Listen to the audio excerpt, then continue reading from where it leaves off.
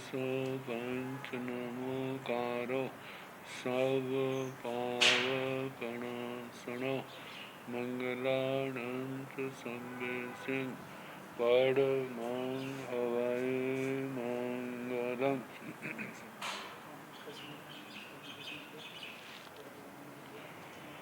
जिन शासन जिन वाणी सदा जयवंत हूँ, श्रमण संग सदा अविचल मंगल हो। मुक्ति को प्राप्त श्रमण भगवान महावीर स्वामी, उनकी परम पावन कल्याणी भागवती वाणी वाचक प्रमुख श्री इंद्र भूति गौतम आदि गणधर भगवंत योग प्रधानाचार्य परम पूज्य श्री सुधर्मा स्वामी जी महाराज, उनकी परम पावन पाठ परंपरा वर्तमान आचार्य ध्यान योगी परम पूज्य श्री शिव मुनि जी महाराज एवं गुरुजन सबकी पावन चरण श्रद्धा में मेरा अनंत अनंत बार वंदना नमस्कार। आगम परिषद में विराजमान गृहस्थ मुनिराज, अन्य मुनिवृंद, परमादरणीय भगवती स्वरूपा महासाध्वी, श्री अनुयोग द्वार सूत्र की वाचना प्रारंभ है। उपक्रम के भेदों में नाम प्रकरण का वर्णन चला। एक नाम से लेकर के 10 नाम तक का वर्णन है, जिनमें से कल तीसरे तक का वर्णन हुआ।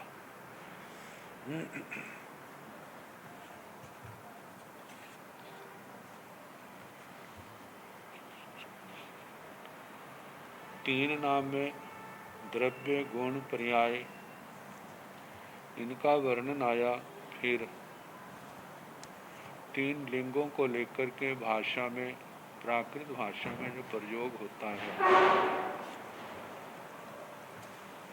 पुल्लिंग शब्दों की पहचान, स्त्री लिंग शब्दों की पहचान और नपुंसक लिंग शब्दों की पहचान, इनका वर्णन आया। अब चतुर्नाम,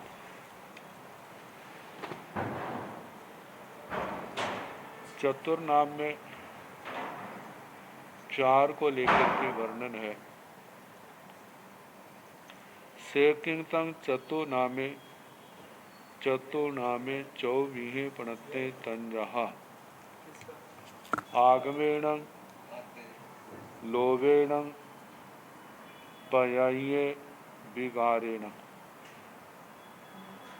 सेकिंतंग चतुर्नामे, चतुर्नाम का क्या स्वरूप है? चतुर्नामे 24 पणते, चतुर्नाम ये 4 प्रकार का कहा है।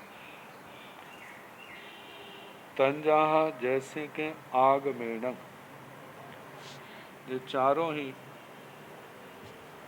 व्याकरण के एक अंग के रूप में प्रचलित है, संस्कृत व्याकरण के। जैसे आगमेण आगम, लोभेण लोभ, पय्य प्रकृति और विगारेण विकार से। आगम निष्पन्न नाम, लोभ निष्पन्न नाम, प्रकृति निष्पन्न नाम, विकार निष्पन्न नाम, ये 4 प्रकार के नामों का वर्णन किया है। तो सेकिंतंग आगमेण, आगम, आगमेण पद्मानि पयांसि कुंडानि, कुंडानि सेतंग आगमेण। से किंतन आगमेण आगम निष्पन्न नाम का क्या स्वरूप है? आगमेण आगम की दृष्टि से, जहाँ पर आगम का अर्थ है आना।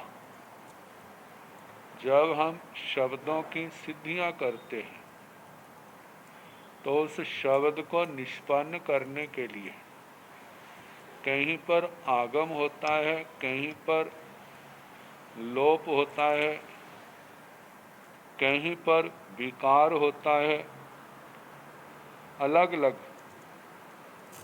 तो उनमें से कुछ का वर्णन किया है। तो आगम से जहाँ पर संस्कृत के दृष्टांत दिए हैं, पदमानी, पदमानी शब्द संस्कृत का व्याकरण चाहे लघु कौमुदी हो, मध्य कौमुदी, सिद्धांत कौमुदी, अष्टाध्यायी, अष्टाध्यायिक जो मूल है, महर्षि पाणिनि का व्याकरण, और उसी को लेकर के उसके वृत्ति ग्रंथ हैं, काशी का महाभाष्य, प्रक्रिया ग्रंथों में सिद्धांत कौमुदी, मध्य कौमुदी, लघु कौमुदी, इन ग्रंथों का ज़्यादा प्रचलन है। जैन परंपरा में श्वेतांबर में आचार्य श्री हेमचंद्र जी का सिद्ध हेम शब्दानुशासन है। दिगंबर परंपरा में आचार्य श्री पूज्यपाद जी का जैनेन्द्र व्याकरण, भट्टारक संप्रदाय में शाक्तायन व्याकरण आता है। ऐसे अनेक हैं। तो पदमानी शब्द जो है ये प्रथमा द्वितीया के बहुवचन का रूप है। पदम शब्द नपुंसक लिंग है। मूल में तो पदम है, इसके आगे जश प्रत्यय बहुवचन में लगाया जाता है। प्रथमा विभक्ति के बहुवचन में जस और द्वितीय विभक्ति के बहुवचन में शश प्रत्यय करते हैं। और जहाँ पर जश और शश को नपुंसक लिंग में शी आदेश हो जाता है, पदम शी बन जाता है। शी की सर्वनाम संज्ञा, सर्वनाम संज्ञा होने पर श का लोप कर देते हैं। व्याकरण के नियमों के अनुसार पदम और ई रह जाता है। जहाँ पर नुम का आगमन करके नुम का आगम हुआ, अनुबंध लोप करने पर केवल शेष न रह जाता है। और पदम के म के अ को दीर्घ करने पर, मिलाने पर पदमानी शब्द निष्पन्न होता है। तो जहाँ पर आगम नुम का हुआ, आगम से निष्पन्न शब्द है। जहाँ पर आदेश भी है, आगम भी है, लेकिन आगम का रूप दिखाना है तो इसलिए आगम का रूप कहा। नुम का आगम हुआ। तो पदमानी आगे पयांसी, पदम कमल पयांसी पयस शब्द है। यह भी प्रथमा नपुंसक लिंग का शब्द है। प्रथमा विभक्ति और द्वितीय विभक्ति के बहुवचन का रूप है। पयस शब्द पानी के लिए भी आता है और पयस शब्द जो है दूध के लिए भी आता है। जहाँ पर भी जस और शास करते हैं, शी कर देते हैं, उसका ई रह जाता है। जहाँ पर भी नुम का आगम होता है, पयस में य के अंदर जो अ है उसके बाद नुम का न रहता है। य को दीर्घ कर देते हैं। नुम के न शेष है उसको अनुस्वार कर देते हैं। मिलाने पर पयांसी शब्द बनता है। पयांसी बहुवचन में दूध के लिए भी और पानी के लिए भी इसका प्रयोग होता है। आगे तीसरा उदाहरण है कुंडानी। कुंड शब्द ये भी नपुंसक लिंग का है, प्रथमा द्वितीया के बहुवचन का रूप है। जैसे पद्मानी रूप सिद्ध किया, ऐसे कुंडानी जहाँ पर नुम का आगम है, आगम को लेकर के कुंडानी शब्द निष्पन्न सिद्ध हुआ है। तो कुंड ऐसे डंडा कुंडा शब्द प्रसिद्ध है। कुंडे के अंदर किसी भी वस्तु को कूटा जाता है, चूर्ण बनाया जाता है, चटनी बनाते हैं, तो वो कुंड। तो सेतंग आगमेणं जे आगम निष्पन्न नामों का जे तीन दृष्टांत दिए। सेकिंतंग लोभेणं लोभेणं ते अत्र तेत्र पटो अत्र पटोत्र घटो अत्र घटोत्र रथो अत्र रथोत्र सेतंग लोभेण। सेकिंतंग लोभेण लोप निष्पन्न नाम का क्या स्वरूप है? लोप का मतलब होता है उसको वहां से हटा देना, अदृश्य कर देना। तो लोभेण लोप से पहला दृष्टांत है ते अत्र। संस्कृत के व्याकरण में जो वर्तमान में प्रचलित है, जहाँ पर पूर्व भाव कर देते हैं। पूर्व भाव का मतलब जो पर परे है उसका अपना अस्तित्व, अपना स्वरूप तो हट जाएगा। पूर्व में जो स्वर है उसका रूप होगा। वो पूर्व भाव पर भाव भी आता है, मतलब अपना जो रूप है, आगे जो स्वर है उसके रूप में परिवर्तित हो जाएगा। तो ऐसे पूर्व भाव पर भाव, जहाँ पर कहा है कि लोप, लोप का मतलब हटा देना, उसको अदृश्य कर देना। तो जहाँ पर ते अत्र है तो अ को हटा दिया, केवल ते त्र जे रहा। जहाँ पर अ है इसलिए बताने के लिए केवल अंग्रेजी के एस का चिन्ह लगा दिया। तो एस का चिन्ह जो है, जो तो प्रबुद्ध है, जानकार है, उसको तो लगाने की जरूरत नहीं, वो स्वयं समझ आता है। लेकिन जो अभी नए हैं उनको बताने के लिए जहाँ पर एस का चिन्ह लगा देते हैं, जिसे समझ आ जाए कि जहाँ पर ह्रस्व है।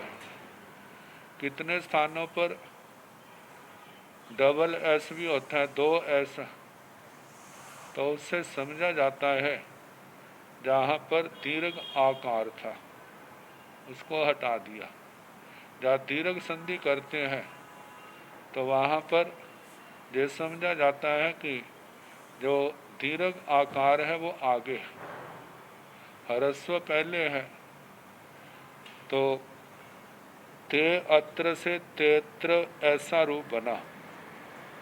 आगे पटो अत्र, ते का मतलब वे, अत्र का मतलब जहाँ, वे जहाँ पर है।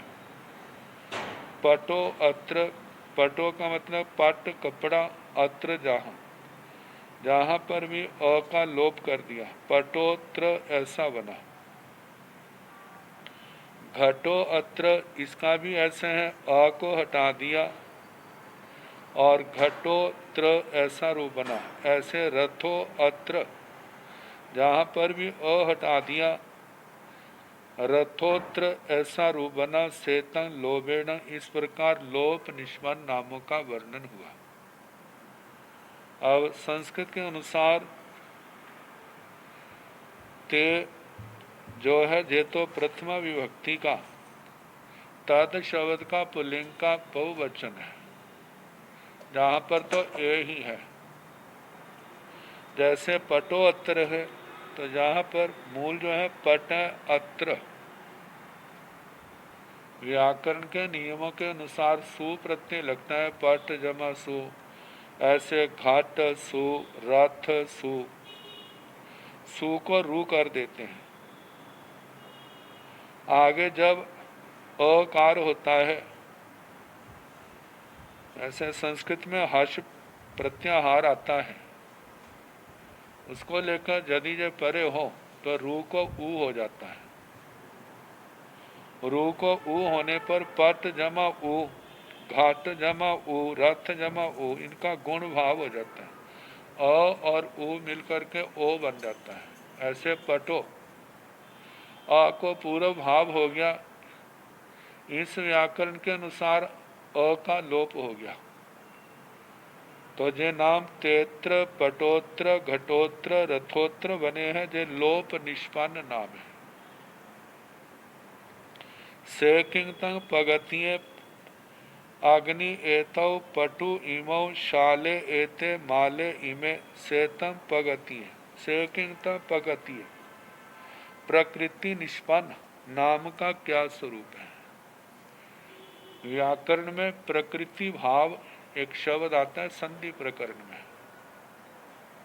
प्रकृति भाव का जब दो शब्द आपस में मिलते हैं, जब कोई विकार नहीं आता, कोई परिवर्तन नहीं आता, जैसा था वैसा ही रहता है, उसको प्रकृति भाव कहा जाता है। तो जहाँ पर संस्कृत व्याकरण का नियम है, यदि ईकार, ऊकार, एकार यदि द्विवचन के हो और आगे भी ऐसा द्विवचन संबंधी शब्द हो, स्वर हो, तो वहां पर शब्द जैसे का जैसा था वैसा ही रहता है, उसमें परिवर्तन नहीं होता। व्याकरण के अनुसार प्रगृह्य संज्ञा कर देते हैं। जहाँ प्रकृति प्रगृह्य संज्ञा होती है वहां पर प्रकृति भाव होता है। तो बताया अग्नि एतौ, ये दोनों प्रथमा द्वितीया के द्विवचन के रूप हैं। ई के बाद ए है, तो जहां पर संधि नहीं हुई, सामान्य नियम से संधि प्राप्त है, यान संधि, लेकिन जहां पर नहीं हुई, प्रकृति भाव रहा, क्योंकि ये द्विवचन के रूप है। आगे पटु इमो, जहां पर भी द्विवचन का रूप है, तो जहां पर भी संधि ना होकर के, जन संधि ना होकर के, जहां पर प्रकृति भाव रहा, शाले एते माले इमे, जहां पर अयादि संबंधी अयादि संधि प्राप्त है। अयादि होता है ए को अय, ओ को अब, ऐ को आय, औ को आव आदेश होते हैं स्वर परे होने पर। लेकिन ये विशेष नियम है कि द्विवचन में ई, उ, ए को संधि नहीं होती, प्रकृति भाव रहता है। तो इसलिए जहां पर संधि नहीं हुई, जैसा था वैसा ही रूप रहा। शाले एते माले इमे, अग्नि एतो, जे दो अग्नियां हैं, पटु इमो, जे दो पटु निपुण है, शाले एते, जे दो शालाएं हैं, माले इमे, जे दो मालाएं हैं। इत्सेतम पगतिये, इस प्रकार प्रकृति भाव का, प्रकृति निष्पन्न नाम का वर्णन हुआ। से किंतंग विकारेण, विकारेण दंडस्य अग्रम दंडाग्रम, सा आगता सागता, दधि इदम दधीदम, नदी ईहते नदीहते, मधु उदकम मधुदकम, बहु ऊहते बहुहते, सेतम विकारेण सेतम चौ नाम। सेकिंतम विकारेण, विकार निष्पन्न नाम का क्या स्वरूप है? विकारेण, विकार की दृष्टि से, दंडस्य अग्रम दंडाग्रम, दंड का लाठी का अग्र भाग, जो उसका अर्थ है। तो जहाँ पर जे दंडस्य अग्र जे विग्रह पद है, जब इनका समास करते हैं तब संधि का वह विभक्ति का लोप हो जाता है। दंड अग्र और उसके बाद दीर्घ संधि हो जाती है दंडाग्रम। जो अर्थ दंडस्य अग्रम शब्द का है दोनों का, वे ही समस्त दशा में दंडाग्रम का रूप है। दंडाग्रम का अर्थ है डंडे का अग्र भाग। सा आगता, जहाँ पर दीर्घ संधि है, मतलब दोनों ही, सा का आ भी दीर्घ है, आगता का भी आ दीर्घ है, जहाँ पर दीर्घ संधि कर दी। संस्कृत में सूत्र है अक स्वर्ण दीर्घ। स्वर्ण स्वर परे होने पर पूर्व के स्वर जो है आ है, ई है, ऊ है, री है, इनको दीर्घ हो जाता है। तो सागता वह आई, इसका अर्थ है दधि इदम। जहाँ पर भी दीर्घ संधि होकर के स्वर में विकार आया, ह्रस्व के स्थान पर दीर्घ बन गया। दधीधं जय दधि है। नदी ईहते, ईहा अर्थ जो है चेष्टा अर्थ में आता है, लेकिन नदी ईहते, नदी चेष्टा करिए पानी बह रहा है, ऐसा अर्थ आएगा। तो जहाँ पर भी दीर्घ संधि है नदी हते। मधु उदकम, उदक पानी जो है, मधु मिठा है, जहाँ भी दीर्घ संधि हुई है मधुदकम। बहु ऊहते, ऊह चेष्टा अर्थ में आता है, ऊहा पोह करना, तर करना। बहु ऊहते बहुत चेष्टा करता है, तो दीर्घ संधि होने पर बहुहते। सेतम विकारेण, इस प्रकार विकार निष्पन्न शब्दों का वर्णन हुआ। सेतंग नौचौ नामे, इस प्रकार चतु नाम का, चतुर नाम का वर्णन हुआ। अब इसके आगे है सेकिंगतंग पंच नामे। पंच नामे पंचमी है पणत्ते तन, जहा नामिकम, नेपातिकम, आख्यातिकम, औपसर्गिकम, मिश्रं च अश्वैति नामिकम, खलविति नैपातिकम, धावतीत्याख्यातिकम, परि इत्यौपसर्गिकम, संजत इति मिश्रं सेतं पंच नामे। से किंतम पंच नामे, पंच नाम का क्या स्वरूप है? पंच नामे पंचमी है प्रणते, पांच नाम जे पांच प्रकार के कहे। जे प्रकरण भी व्याकरण से संबंधित ही है। पांच नाम क्या है? पंच नामे पंचमी है प्रणते, पांच नाम जे पांच प्रकार के हैं। तन जहाँ जैसे के, नामिकम, नामिक, नामिका मतलब नाम से निष्पन्न। ऐसे संस्कृत में षडलिंग का वर्णन आता है ना, मतलब एक स्वरांत शब्द है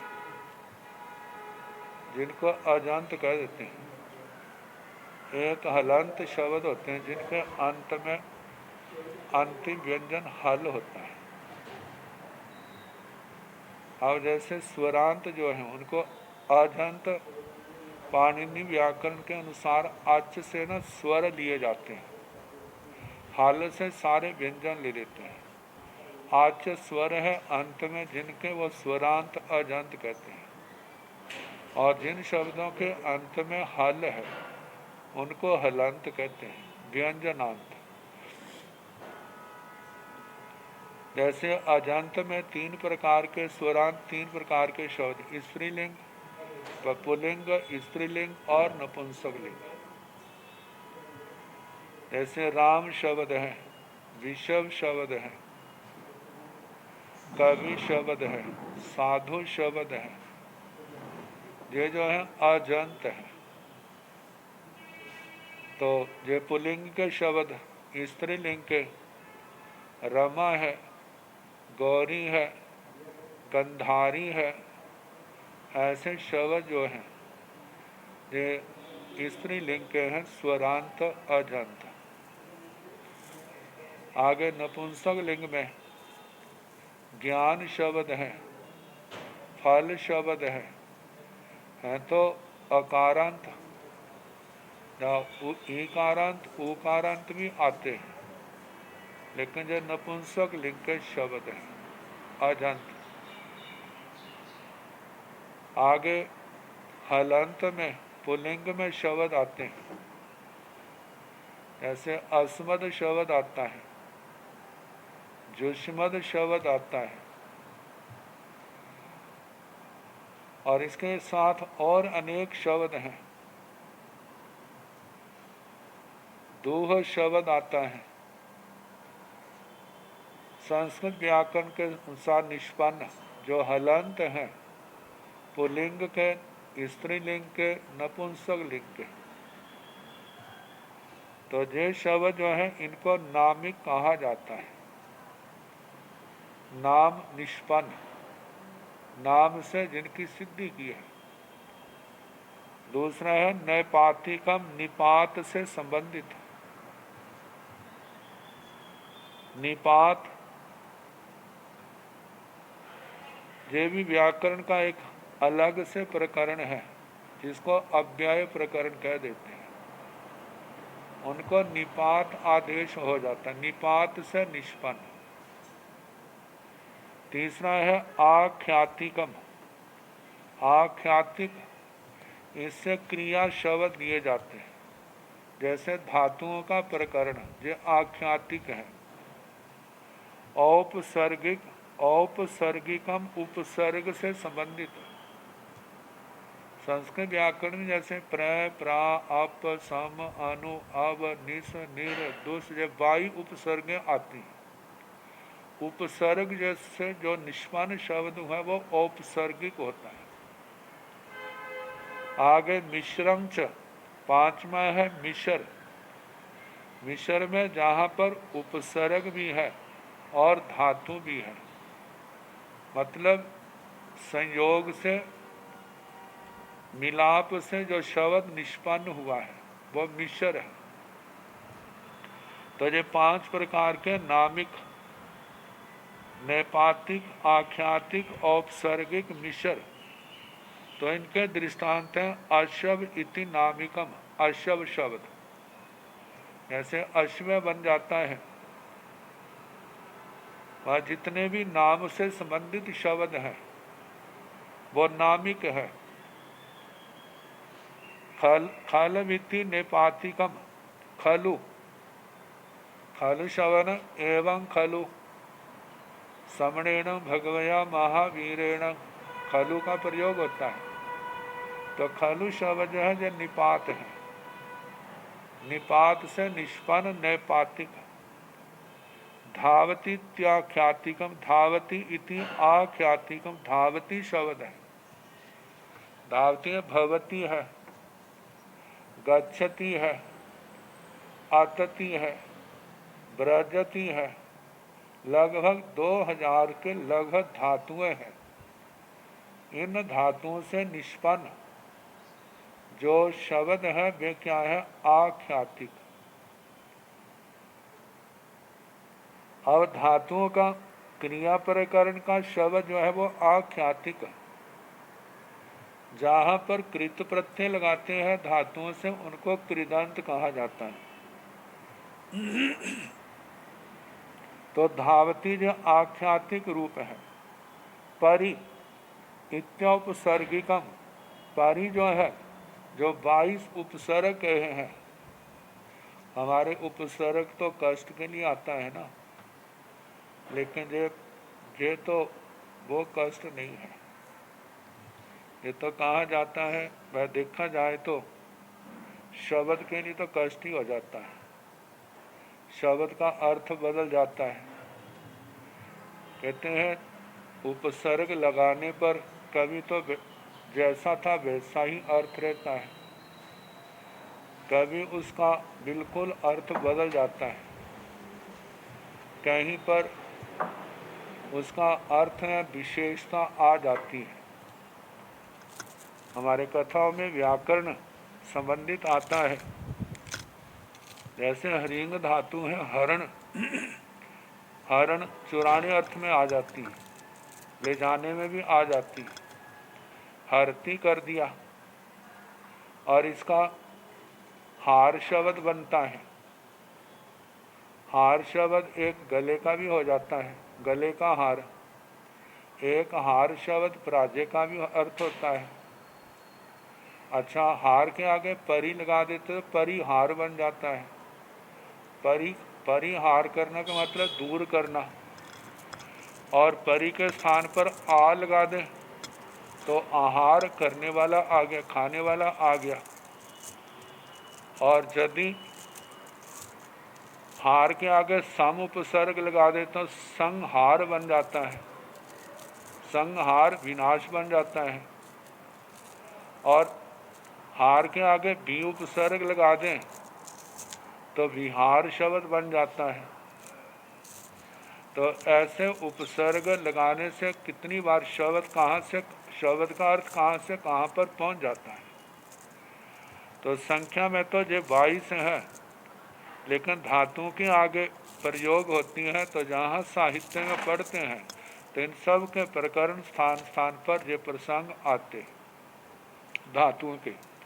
तो जो परि आदि जो है जो उपसर्ग से निष्पन्न है। संयत इति मिश्रम, संयत शब्द जो है जो मिश्र है, जहाँ पर सम उपसर्ग है। यात शब्द जो है जमु उपरमे, उपराम अर्थ में यम धातु आती है, ऊ की संज्ञा करके लोप कर देते हैं। सम और यम माँ को अनुस्वार कर दिया। इसके आगे शब्द संयत, निष्ठा अर्थ में कत प्रत्यय कर दिया। कत के क की संज्ञा करके लोप कर देते हैं, तो शेष रह जाता है। अब कत शब्द जो है जो कित है, मतलब क इत संज्ञक है, कित मान करके म का जहाँ पर लोप कर दिया तो यम धातु का केवल ज रह गया। तो ऐसे संग य त इनको मिलाने पर संयत बन जाता है। अब संयत इसका पुल्लिंग रूप भी बन जाता है। जब पुल्लिंग में बना तो संयत है। स्त्रीवाचक में कत के स्थान पर कतिन प्रत्यय कर देते तब संयति शब्द बन जाता है। और संयत को जब नपुंसक लिंग में प्रयोग करना हो तो संयत शब्द को संयतम ऐसा बन जाता है। जैसे कह देते हैं उसके वचन बड़े संयत हैं, संयम प्रधान है। उनके शब्दों में भाषा में किसी प्रकार का असंयम दिखाई नहीं देता, मतलब परिमित संयमित शब्दों का प्रयोग करता है। तो इस प्रकार संयत शब्द जो है जो मिश्र, मतलब जहाँ पर उपसर्ग भी है और धातु भी है, तो दोनों से निष्पन्न होने के कारण जो शब्द जो है मिश्र शब्द में आया। जो सेतंग पंच नामे, इस प्रकार पंच नाम का वर्णन हुआ। आगे से किंग तंग छ नामे, छ नामे छ भी है पनत्ते तन जहा उदय उब समीय खय खव समीय परिणामीय सन्निवातीय। से किंग तंग छ नामे, छ नाम का क्या स्वरूप है। छ नामे छ भी है पनत्ते, छ नाम जो 6 प्रकार का कहा है। ऐसे ना 5 भाव तो हैं, जैसे औदैहिक, औपशामिक, क्षायिक, क्षाविक, क्षमिक, पारिणामिक और सन्निपातिक। 5 का जब ये 5 भाव कहीं 2, 3, 4, 5 के रूप में दिखाई देते हैं तो उस समय सन्निपातिक भाव होता है। सन्निपात प्राय करके सन्निपात रोग भी होता है। कहते हैं हमारे शरीर में 3 मूल धातुएं वात पित्त कफ, जब ये तीनों सम रहती हैं धातुओं की समता, तब हमारा शरीर निरोग रहता है। जिस समय शरीर के 3 धातुओं में वैषम्य आता, विषमता, तो रोग पैदा हो जाता है। जब वायु प्रकुपित होता है तो वात प्रधान रोग पैदा होते हैं, अंगों का जुड़ जाना। जब पित्त की प्रधानता होती है तो पित्त संबंधी रोग पैदा होते हैं। जब कफ इसमें विकृति आती है तो कफ प्रधान रोग पैदा हो जाते हैं। ये आयुर्वेद का विषय है।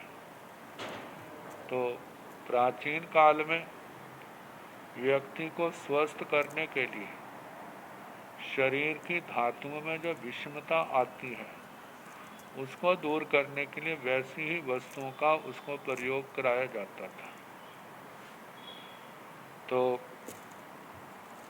तो जहाँ पर सन्निपाती की बात चली, जब अकेले भाव रहते हैं तो वो तो 5 अलग अलग हो गए। भाव जब आत्मा का विषय है तब कम से कम 2 भाव तो होते ही। अकेला भाव कहीं पाया नहीं जाता। वर्णन के लिए वर्णन किया जाता है। 2 भाव कहाँ पर, 3 भाव कहाँ पाए जाते हैं, 4 भाव कहाँ पाए जाते हैं, 5 भाव कहाँ पाए जाते हैं। जहाँ पर भांगे चलेंगे इन 6 भावों का विस्तार के साथ वर्णन आएगा। सन्निपात में भांगे भी चलेंगे और जहाँ पर जो भी वर्णन आएगा, औदैहिक लब्धियाँ कौन सी हैं जो कर्मों के उदय से प्राप्त होती है, औपशामिक लब्धि कौन सी है, औपशामिक भाव किस कर्म के कारण से होता है, औदैहिक भाव किस कर्म के कारण से होता है, और क्षायिक भाव, क्षायिक लब्धियां क्या है, क्षायोक्षमिक लब्धियां क्या हैं, पारिणामिक भाव क्या है और सन्निपातिक भाव क्या है। इन 6 भावों का इस छठ नाम प्रकरण में वर्णन आएगा।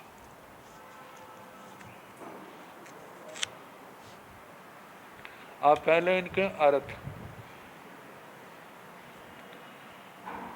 पहला है औदैहिक भाव। औदैहिक भाव होता है कर्म के उदय से निष्पन्न होने वाला। कर्म के उदय से निष्पन्न होने वाला वो कौन सा भाव है? औदैहिक भाव।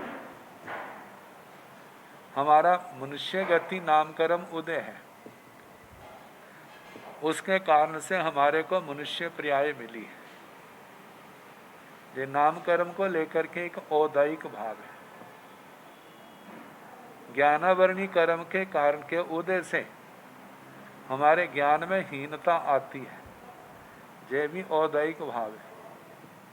औदैहिक भाव 8 कर्मों को लेकर के होता है। दूसरा है औपशामिक भाव। औपशामिक का मतलब उपशम।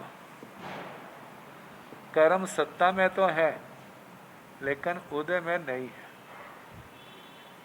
जब कर्म सत्ता में है उदय में नहीं, ऐसी दशा उपशम दशा कहलाती है। उपशम से संपन्न निष्पन्न होने वाला भाव औपशामिक है। इसका संबंध मौनी कर्म से है। जिस समय मिथ्या दर्शन मौनी है, मिश्र दर्शन मौनी है, सम्यक्तो मौनी है और अनंतानुबंधी क्षायिक जो है बिल्कुल शांत होते हैं। जरा सा भी ना रसोदय है ना प्रदेशोदय है। वह दशा जो है वह उपशम भाव की है। तो इन कर्मों के शांत होने से जो भाव स्थिति पैदा हुई है वो औपशामिक है। ये तो दर्शन को लेकर के हुआ।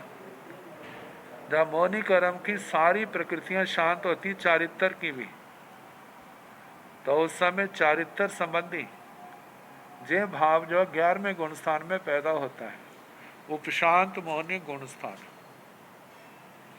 तो मौनी कर्म से संबंधित है। तो कर्म के उपशम से जो भाव पैदा होता है, स्थिति पैदा होती है, उसको औपशमिक कहा जाता है। अब तीसरा है क्षायिक भाव। क्षायिक भाव से मतलब कर्म के क्षय से पैदा होने वाली स्थिति, लब्धि, उसको क्षायिक कहा जाता है। जैसे क्षायिक सम्यक्त्व। क्षायिक सम्यक्त्व कब प्राप्त होती है? जब अनंतानुबंधी के क्षय, मिथ्या दर्शन मौनी, मिश्र दर्शन मौनी, सम्यक दर्शन मौनी, ये सातों प्रकृतियां क्षय हो जाती हैं, तब आत्मा के अंदर क्षायिक सम्यक्त्व की प्राप्ति होती है। तो क्षायिक सम्यक्त्व क्षायिक भाव हो गया। जब मौनी कर्म पूर्ण रूप से क्षय हो जाता है, तब वो चारित्र संबंधी, दर्शन संबंधी, वो क्षायिक लब्धि जथा क्या चारित्र है, लेकिन क्षायिक। 11वें गुण स्थान में औपशमिक है, 12वें, 13वें, 14वें गुण स्थान में जो चारित्र क्षायिक है। ज्ञानावरणी कर्म क्षय हो गया, केवल ज्ञान पैदा हुआ। दर्शनावरणी कर्म क्षय हो गया, केवल दर्शन पैदा हुआ। अंतराय कर्म क्षय हो गया, अनंत बल, वीर्य आदि आत्मा के अंदर पैदा होगी। जो भाव उत्पन्न होने के बाद कभी नष्ट नहीं होता और कर्म के क्षय से पैदा होता है, उसको क्षायिक भाव कहा जाता है। चौथा है क्षायोपशमिक। क्षायोपशमिक में कहते हैं कुछ प्रकृतियां क्षय हैं, कुछ शांत है, कुछ उदय है, ऐसी अवस्था होती है। कर्म ग्रंथों के अंदर, कर्म प्रकृति के अंदर बताया है हमारे कर्म, उन कर्मों में कितनी प्रकृतियां तो सर्वघाती हैं और कितनी कर्म प्रकृतियां देशघाती हैं और कितनी कर्म प्रकृतियां अघाती हैं। अघाती कर्म प्रकृति उसको कहा जाता है जो आत्मा के गुण का नाश नहीं करती। देशघाती उसको कहा जाता है जो घात तो करती है कुछ अंशों में, लेकिन पूर्ण रूप से घात नहीं करती गुण का, आत्मा के गुण का। और सर्वघाती उनको कहा जाता है जो गुण का पूर्ण रूप से नाश कर देती है। तो बताया जाता है 20 प्रकृतियां सर्वघाती हैं, 25 प्रकृतियां देशघाती हैं और 75 प्रकृतियां अघाती हैं। सर्वघाती केवल ज्ञानावरणीय, केवल दर्शनावरणीय, निद्रा पंचक, पांचों प्रकार की नींद, ये सर्वघाती प्रकृतियां हैं। ये 7 हो गई। अनंतानुबंधी कषाय, अप्रत्याख्यानी कषाय, प्रत्याख्याना वर्ण के कषाय, जे 12 मतलब सर्वविरति का नाश, घात करने के कारण इनको सर्वघाती कहा है। 12 और 7 19 हो गए। मिथ्या दर्शन मौन्य जे मिला करके 20 प्रकृतियां सर्वघाती हैं। देशघाती जो है उनकी संख्या 25 है। अब इन 25 में 4 तो ज्ञानावरणीय के, मति ज्ञानावरणीय, श्रुत ज्ञानावरणीय, अवधि ज्ञानावरणीय, मन पर ज्ञानावरणीय, 4 ये हो गए। 3 दर्शनावरणीय, चक्षु दर्शनावरणीय, चक्षु दर्शनावरणीय, अवधि दर्शनावरणीय, 7 हो गए। और प्रत्याख्यानी के 4 कषाय, न अप्रत्यहन संज्वलन के 4 कषाय, 7 4 11 हो गए। हास्य, रति, अरति, भय, शोक, जुगुप्सा, स्त्री वेद, पुरुष वेद, नपुंसक वेद 9 जे हो गए। कितने हो गए? 20 हो गए। अंतराय पंचक 5 अंतराय की प्रकृतियां मिलाकर के जब 25 होगी। 20 सर्वघाती देशघाती 25 होगी, 45 होगी। और शेष जो 4 कर्म है, वेदनीय कर्म है, आयु कर्म है, नाम कर्म है, गोत्र कर्म है, इनकी 75 शेष रह जाती हैं। जे जो 75 अघाती, 20 सर्वघाती, 25 देशघाती, जो 120 भेद जब हम कर्मों के करते हैं तब जो व्यवस्था बैठती है। तो जिस समय 120 करते हैं उस समय नाम कर्म की 93 के स्थान पर 67 प्रकृतियां रहती हैं। मौनी कर्म की 28 के स्थान पर वहाँ पर 26 रहती हैं। उस समय 120 होती हैं। तो इस प्रकार सर्वघाती, देशघाती और अघाती प्रकृतियों का वर्णन आया।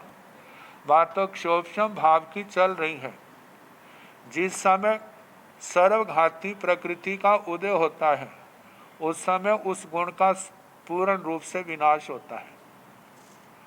जिस समय सर्वघाती का उदय तो नहीं होता, देशघाती का उदय होता है, उस समय गुण का पूर्ण नाश तो नहीं होता। जितने अंशों में घात नहीं हो रहा उतने अंशों में गुण आत्मा के अंदर प्रकट हो जाता है। ऐसी दशा नंदी सूत्र के अंदर ऐसा वर्णन आता है, जब जो प्रकृति सर्वघाती की उदय में थी वो तो अपना काम करके चली गई, उसकी निर्जरा हो गई।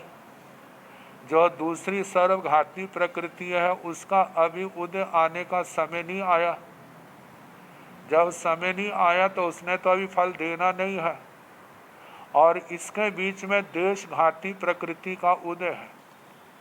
अब देशघाती प्रकृति जो है गुण का नाश तो करती है लेकिन पूर्ण रूप से नाश नहीं करती।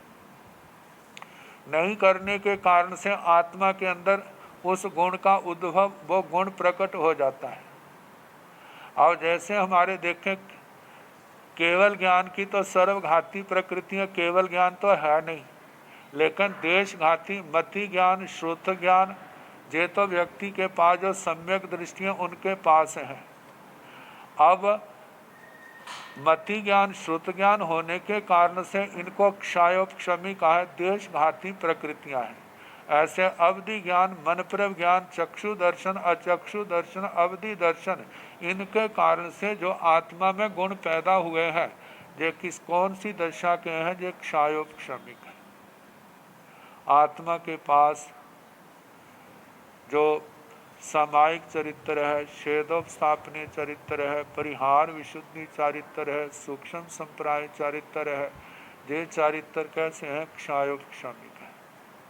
आगे सारा बताया जाएगा कि इन भावों में कौन कौन सी आत्मा की दशाएं आती हैं।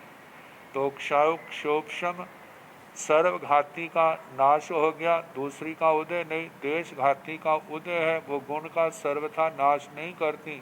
ऐसी आत्मा की दशा जो है वो क्षयोपक्षमी कहलाती है। क्षोभशम भाव से निष्पन्न भाव क्षयोपक्षमिक भाव कहा जाता है। अब 5वां है पारिणामिक भाव। पारिणामिक भाव होता है परिणमन से निष्पन्न। परिणमन कहते हैं परिवर्तन को। जैसे परिवर्तन बचपन से किशोरावस्था, किशोरावस्था से युवावस्था, युवावस्था से प्रौढ़ अवस्था, प्रौढ़ अवस्था से वृद्धावस्था। अब व्यक्ति तो वही है लेकिन कर्म के कारण, काल के कारण से उसमें परिणमन हो रहा, परिवर्तन हो रहा। ये जो परिवर्तन होना है इसको परिणमन कहा जाता है। और इस परिणमन से निष्पन्न जो भाव है उसको पारिणामिक भाव कहा जाता है। सन्निपातिक भाव वह होता है जहाँ पर 2, 3, 4, 5 भाव आपस में मिलते हैं। उनके मिलने से जो हमारी स्थिति सामने आती है उसको सन्निपातिक भाव कहा जाता है। तो अब इनका वर्णन है सेकिंगतम उदय्य उदय्य दुबिह पणत्ते तंजाह उदय उदय निपन्नेय। सेकिंगतम उदय्य औदयिक भाव का क्या स्वरूप है? उदय्य दुबिह पणत्ते औदयिक भाव दो प्रकार का कहा है। तंजाह जैसे कि उदय उदय निपन्नेय, एक तो उदय उदय कर्म का उदय हुआ और एक है उदय निपन्नेय उदय निष्पन्न। कर्म उदय आया तो क्या बना? जैसे नरक गति उदय आई तो जीव नारकी बना, त्रियंच गति उदय आई तो क्या बना? त्रियंच बना। मनुष्य गति उदय आई तो क्या बना? मनुष्य बना। देव गति उदय आई तो क्या बना? देव पर्याय मिली। एक इंद्रिय जाति नाम कर्म उदय आया तो एक इंद्रिय जाति मिली। दो इंद्रिय जाति नाम कर्म उदय में आया तो द्विंद्रिय जाति मिली। त्रिइंद्रिय नाम कर्म उदय आया जाति का तो त्रिइंद्रिय जाति मिली। ऐसे चतुरिंद्रिय और पंच इंद्रिय। काया की अपेक्षा से देखा जाए पृथ्वी काय नाम कर्म उदय में आया तो पृथ्वी काय का जीव बना। ऐसे अप काय, तेजस काय, वायु काय, वनस्पति काय, तरस काय जे पर्याय प्राप्त हुई तो कहा जाता है एक तो कर्म का उदय है और दूसरा एक कर्म के उदय से प्राप्त होने वाली अवस्था है। जो कर्म के उदय से प्राप्त होने वाली अवस्था है उसको उदय निष्पन्न कहा जाता है। अब बताया है से किंतंग उदय उदय अठणं कम पगड़ीणं उदयण सेतंग उदय। कहते उदय का क्या स्वरूप है? उदय अठणं कम पगड़ीणं उदयण। औदयिक भाव जो है 8 कर्म प्रकृतियों के उदय से होता है। सेतंग उदय जे औदयिक भाव उदय का स्वरूप हुआ। अब 8 कर्मों की जैसे ज्ञानावर्णीय उदय आया तो ज्ञान का ह्रास हुआ, दर्शनावर्णीय कर्म उदय आया तो दर्शन का ह्रास हुआ, वेदनीय कर्म उदय आया तो साता के कारण से साता मिली और असाता के कारण असाता। मौनी कर्म का उदय आया तो मूढ़ अवस्था आई। आयु कर्म का उदय आया तो जैसी आयु आई वो भाव उसको मिला। फिर आगे नाम कर्म का उदय आया, जैसा कर्म उदय आया उसी के अनुसार उसको वो पर्याय मिली। गोत्र कर्म का उदय आया तो ऊंच नीच भावों का सामना करना पड़ा। अंतराय कर्म का उदय आया तो स्थान स्थान पर अंतराय विघ्न आने लगे। तो इस प्रकार 8 कर्मों के उदय से होने वाला जो भाव है उसको औदयिक भाव कहते हैं। से किंगतम उदय निफन्ने दुमिह पणत्ते तन जहा जीवोदय निफन्ने अजीवोदय निफन्ने। से किंगतम उदय निफन्ने उदय निष्पन्न का क्या स्वरूप है? उदय निफन्ने दुमिह पणत्ते उदय निष्पन्न 2 प्रकार का कहा है। तंजाहा जैसे के जीवोदय निफन्ने जीवोदय निष्पन्न अजीवोदय निफन्ने अजीवोदय निष्पन्न। एक तो जीव के एक कर्म ऐसा होता है जिसका सीधा जीव के ऊपर प्रभाव पड़ता है। ऐसे कर्म प्रकृतियों में वर्णन आता है। एक कर्म प्रकृति पुद्गल विपाकी होती है, एक कर्म प्रकृति भव विपाकी, एक प्रकृति क्षेत्र विपाकी और एक प्रकृतियां होती हैं जीव विपाकी। पुद्गल विपाकी का मतलब जिनका प्रभाव पुद्गल के ऊपर होता है। और जैसा हमारा शरीर क्या है? पुद्गल है। वर्ण आदि कहा जाता है 36 प्रकृतियां पुद्गल विपाकी है। 4 प्रकृतियां भाव विपाकी हैं, 4 प्रकृतियां क्षेत्र विपाकी हैं, 78 प्रकृतियां जो है उनको जीव विपाकी कहा जाता है। जिस प्रकर्म प्रकृति का प्रभाव पुद्गल के ऊपर पड़ता है वो क्या है? पुद्गल विपाकी। जैसे 5 शरीर है तो शरीर नाम कर्म, इसका प्रभाव किसके ऊपर पड़ेगा? शरीर के ऊपर, पुद्गल के ऊपर। 3 अंगोपांग जे है, 6 संस्थान है, 6 संहनन है, वर्ण, गंध, रस, स्पर्श, ये प्रकृतियां जो हैं इनका पुद्गल के ऊपर प्रभाव पड़ता है। अब इसके आगे देखा जाए, तीर्थंकर और उच्छ्वास, इनको छोड़ करके जो 6 प्रत्येक नाम कर्म की 8 प्रकृतियां हैं, तीर्थंकर और प्रत्येक को छोड़ दिया जाए, उच्छ्वास को छोड़ दिया जाए तो ये पुद्गल विपाकी हैं। और उसके आगे प्रत्येक साधारण, स्थिर अस्थिर, शुभ अशुभ, ये प्रकृतियां जो है ये पुद्गल विपाकी हैं। 4 प्रकार की आयु, ये जो है भाव विपाकी है।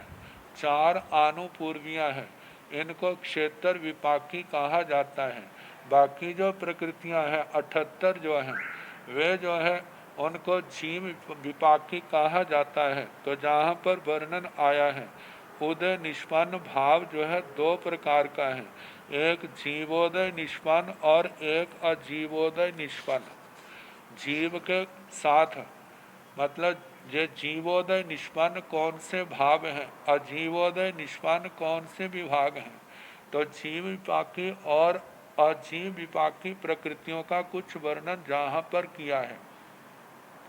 जैसे सेकिंगता जीवोदय निफन्ने, जीवोदय निफन्ने अनेक भी है पणते तन जहा ने रहिए, त्रिख जोड़िए, मनुष्य देवे, पुडवी काइये, जाव बनसई काइये, तस काइये, कोह कसाई, जाव लोभ किसाई, इत्थि वेदाय, पुरुष वेदाय, नपुंसक वेदाय, कणह लेसे, एवं नी लेसे, काउ लेसे, तेव लेसे, पम्ह लेसे, सुख लेसे, मिच्छा दिट्ठी, अवीराय, अन्नाणी, आहाराय, छौ मथे, सयोगी, संसारथे, असिद्धे, सेतं जीवोदय निपन्ने। जीवोदय निष्पन्न, सेकिंगतं जीवोदय निपन्ने, जीवोदय निष्पन्न भाव का क्या स्वरूप है? जीवोदय निष्पन्न औदयिक भाव का क्या स्वरूप है? दृष्टांत के रूप में दिया है, जीवोदय निपन्ने अनेक भी है पणते। जीवोदय निष्पन्न भाव जो है अनेक प्रकार का कहा है। तंजाह जैसे के नेरइये, नेरयिक भाव, त्रिख जोनिये, त्रियक जोनिक भाव, मनुष्य मनुष्य भाव, देवे देव, पुडवी काये, पृथ्वी कायिक, जा बनस्पति काये, वनस्पति कायिक, वह पृथ्वी काय, आप काय, तेजस काय, वायु काय, वनस्पति काय, तस काये, त्रस कायिक, कोह कसाई, क्रोध कसाई।